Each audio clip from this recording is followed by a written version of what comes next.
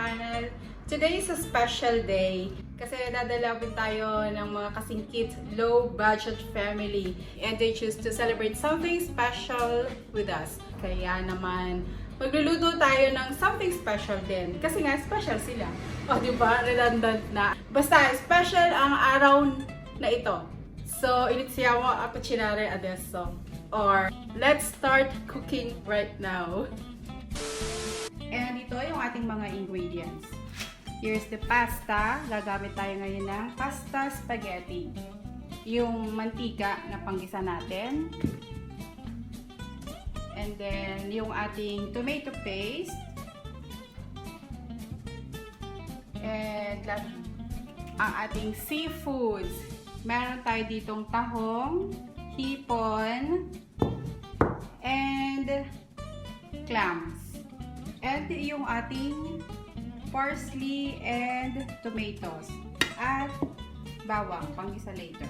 Well, yung parsley at saka tomatoes, optional na lang yan. Pangdagdag color sa pasta. So, ito na. Pagkagin na natin ng mantika. Mag-isa na tayo ng bawang.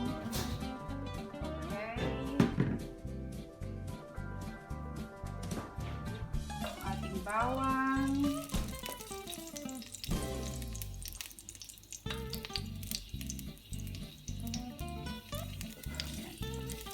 Isa natin ng konti. Okay na yung bawang. So, lagyan na natin yung ating kamatis. Yan. Palambutin lang natin. Lutuin ng konti yung kamatis.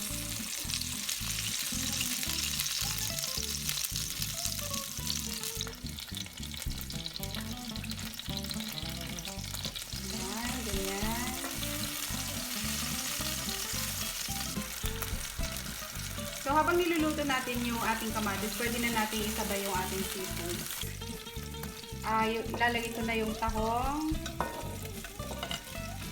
Ayan. Doon sa quantity, depende kung ilan kayong kakain. Madami kasi silang pupunta, kaya medyo madami yung ating gagawing sauce.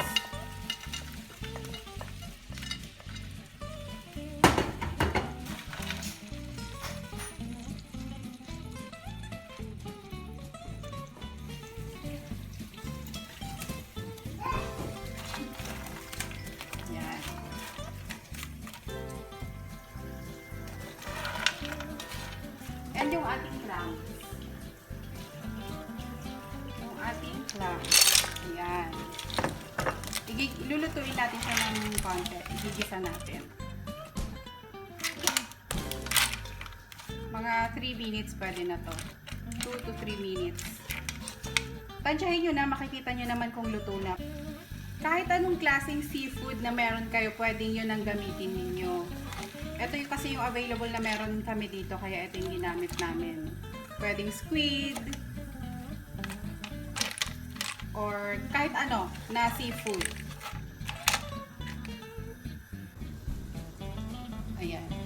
Yung ating tomatoes, pwede rin yung i-cut into cubes, parang ganyan, no? Cubes, maliliit. Nag-start na, napansin nyo, nagtubig siya. So, dagdag panlasa ito later sa ating pasta. A few moments later. Ngayon, ilalagay na natin yung ating tomato paste. Yung pag kung kayo ay magluluto ng halimbawa tahong yung gagamitin nyo, tapos lulutuin nyo pa lang siya, yung meron pa siyang shell, yung pinaglutuan nyo, yung sabaw, pwede nyo idagdag dito, pampalasa.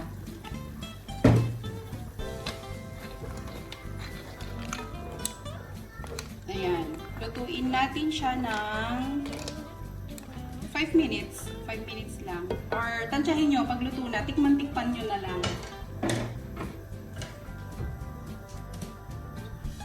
Ayan, nakita nyo, medyo masabaw siya.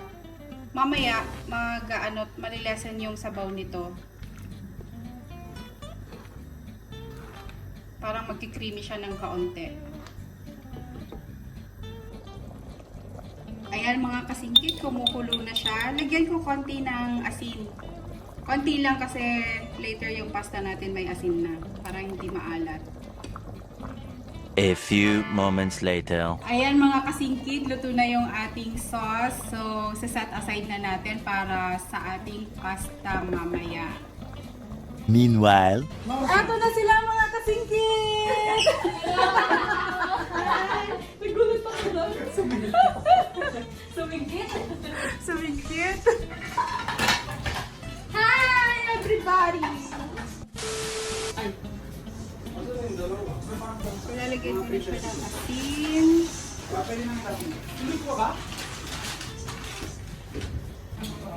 Kumukulo na yung ating tubig, so lalagay ko na yung ating pasta.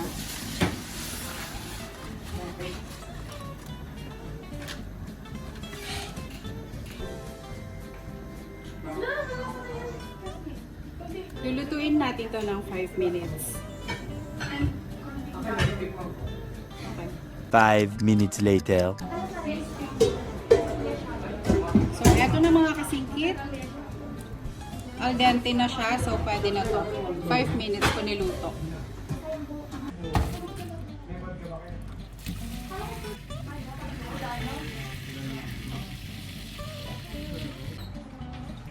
So, eto na yung ating sauce.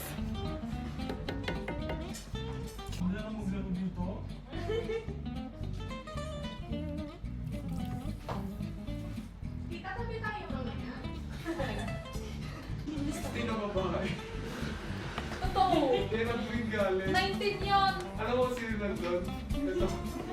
Ang ganda. Nandun si Giselle. Diyos ko.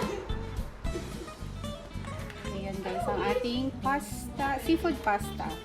Lol. Lagyan na natin yung ating parsley para magkaroon naman siya ng magandang kulay.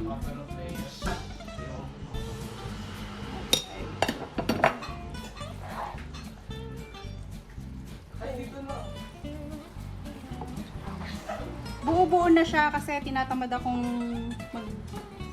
mag-cut, maghiwa, mag-slice ng mga leaves, parsley leaves.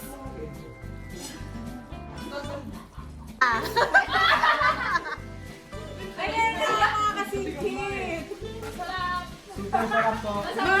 Mga nakatayo kami lahat kasi, hindi, malaki naman itong kusina namin, kaya lang, malalaki lang talaga kami.